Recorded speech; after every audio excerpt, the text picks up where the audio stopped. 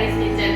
இன்னைக்கு நம்ம என்ன பார்க்க போறோம்னா ரொம்ப டிஃப்ரெண்டான செம டேஸ்டியான இட்லி தோசை சப்பாத்திக்கு பதிலாக இன்னைக்கு அதே கோதுமை மாவு வச்சு தான் ரொம்ப சூப்பரான ஒரு டிஃப்ரெண்டாக செய்ய போகிறோம். கொஞ்சம் டிஃப்ரெண்டாகவும் கூட சின்ன பிள்ளைங்க நல்லா விரும்பி சாப்பிடுவாங்க. வாங்க அதை எப்படி செய்யலாம்னு பார்க்கலாம். வீடியோ பார்க்கறதுக்கு முன்னாடி நம்ம சேனலை சப்ஸ்கிரைப் பண்ணாதவங்க பண்ணி பக்கத்தில் இருக்கிற பெல் பட்டனை கிளிக் பண்ணி ஆல் கொடுத்துக்கோங்க. அப்போதான் நாங்கள் போடுற ஒவ்வொரு வீடியோவும் உங்களுக்கு நோட்டிஃபிகேஷனாக வந்து சேரும். வாங்க வீடியோக்குள்ள போகலாம். 1 கப்பு கோதுமை மாவு எடுத்திருக்கேன். இப்போ அதை நல்லா நம்ம வறுத்து எடுத்துக்கலாம்.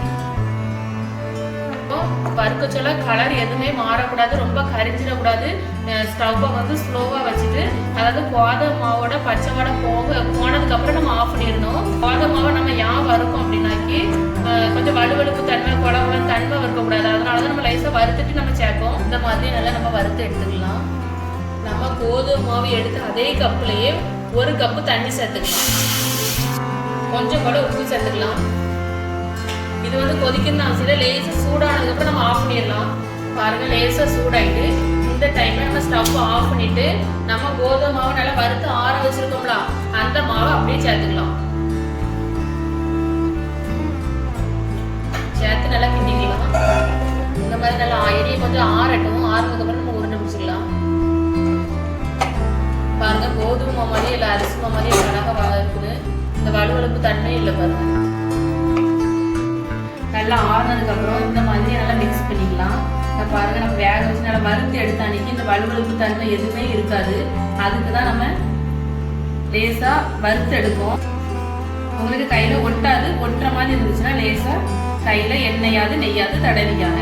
இப்போ இதை சின்ன சின்ன உருண்டையை நம்ம பிடிச்சி எடுக்கலாம். நம்ம இந்த மாதிரி உருட்டி எடுத்துக்கலாம். எல்லாத்தையுமே இந்த மாதிரி உருட்டி எடுத்துக்கலாம். பாருங்க, இந்த மாதிரி எல்லாத்தையுமே நம்ம உருண்டை பிடிச்சி எடுத்தாச்சு. நல்லா சூப்பராக இருக்குது. கையில் ஒட்டாமல் அங்கே அவ்வளோ அழகாக நமக்கு உருண்டை நல்லா நீட்டாக கிடைச்சிருச்சு. இது உருண்டை பிடிக்கிற கேப்லேயே நம்ம ஒரு இட்லி பாத்திரத்தில் தண்ணி வேக வச்சு நல்லா சூடு பண்ணிக்கலாம். நல்லா கொதிக்க விடலாம். அப்போ தண்ணி சூடானதுக்கப்புறம் நம்ம வேக வச்சு எடுத்துக்கலாம். இட்லி தட்டு மூடியில் எல்லாத்தையுமே நம்ம இப்போ அடிக்க எடுத்து வச்சு நம்ம வேக வைக்கலாம். பாருங்க, தண்ணி எவ்வளோ அழகாக நல்லா சூடாகி வந்துருச்சு. இப்போ நம்ம இதை வச்சு நல்லா வேக வச்சு எடுத்துக்கலாம். இது போட்டு நல்லா வேக வச்சுக்கலாம். அது வேகிற கேப்பில் நம்ம மசாலா ரெடி பண்ணிக்கலாம். அதுக்கு நான் ஒரு 3 வரமிளகா எடுத்துருக்கேன். அதை நல்லா பிச்சு போட்டுக்கலாம். 1 தக்காளி பழம் குட்டியாக கட் பண்ணி வச்சுட்டு அதையும் சேர்த்துக்கலாம். 1 வெங்காயம் அதையும் கட் பண்ணி வச்சுட்டு அதையும் சேர்த்துக்கலாம். கொஞ்சம் போல இஞ்சி, ஒரு 3 பூண்டு இவ்வளோ சேர்த்து நல்லா அரைச்சி எடுத்துக்கலாம். உங்களுக்கு காரத்துக்கு ஏற்ப வத்தல் சேர்த்துக்காங்க. இப்போ இது எல்லாத்தையுமே நம்ம அரைச்சி எடுத்து பாருங்க. இந்த மாதிரி நல்லா அரைச்சி எடுத்து இப்போ நம்ம வெந்துட்டான்னு பார்க்கலாம். எவ்வளோ அழகாக வெந்துச்சு. இப்போ நல்லா ஆரம்பிச்சு எடுத்துக்கலாம். கடாய் நல்லா சூடானதுக்கப்புறம் 2 டீஸ்பூன் ஆயில் சேர்த்துக்கலாம். ஆயில் நல்லா சூடானதுக்கப்புறம் கடுகு சேர்த்துக்கலாம். கடுகு நல்லா சூடானதுக்கப்புறம் கடலை சேர்த்துக்கலாம். கருவேப்பிலை,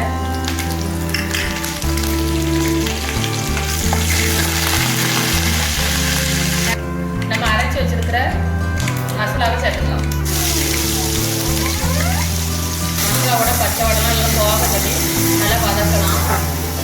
உங்களுக்கு இந்த மாதிரி மசாலா வேண்டாம் அப்படின்னா சும்மா கடுகு உளுந்த பருப்பு கடலை பருப்புலாம் தாளித்து இட்லி பொடி இருக்குங்களா அது கூட தூவி சாப்பிட்டுக்கலாம். கொஞ்சம் போல் உப்பு சேர்த்துக்கலாம். உப்பு பார்த்து சேர்த்துக்காங்க. நம்ம மாவு மிக்ஸ் பண்ண சொல்லையே கொஞ்சம் உப்பு சேர்த்துருக்கோம். அதனால் உப்பு பார்த்து சேர்த்துக்கணும். இந்த மாதிரி மசாலாவோட பச்சை வடலாம் போனதுக்கப்புறம் நம்ம வேக வச்சு வச்சுருக்கிற உருண்டைகளை சேர்த்துக்கலாம். நல்லா மிக்ஸ் பண்ணிக்கலாம். இந்த டைம்ல கொஞ்சம் போல கொத்தமல்லி சேர்த்துக்கலாம். இதுல ரொம்ப நேரம் ஆகாது. நம்ம ஒரு புட்டு மாவை வேக வச்சு எடுப்போம்ல, அந்த மாதிரி வேக வச்சு எடுத்தா கூட நம்ம ஏன்னா எந்த ஒரு பச்சைவடையும் இருக்காது. நம்ம நல்லா வறுத்து சேர்த்துருக்கோம். நல்ல சூடான தண்ணி நல்லா கொதிக்கிற தண்ணியில தான் மாவையும் நல்லா மிக்ஸ் பண்ணியிருக்கோம். அதனால ரொம்ப நேரம் அமைக்க வேண்டியதில்லை. லேஸ் ஒரு 5 நிமிஷம் இருக்க வரைக்கும்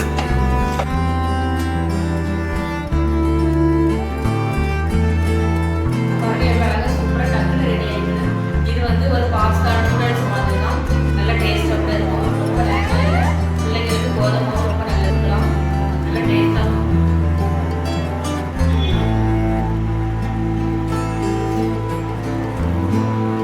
டேஸ்ட்டாக இருக்குது. கோதுமை மாதிரியே இல்லை, அரிசி மாவு மாதிரி அழகாக இருக்கும் சாப்பிட்றது. செஞ்சு கொடுங்க. வீடியோ பிடிச்சா லைக் பண்ணுங்கள். மறக்காமல் ஹரிஸ் கிச்சன் சேனலை சப்ஸ்கிரைப் பண்ணுங்கள். பாய்.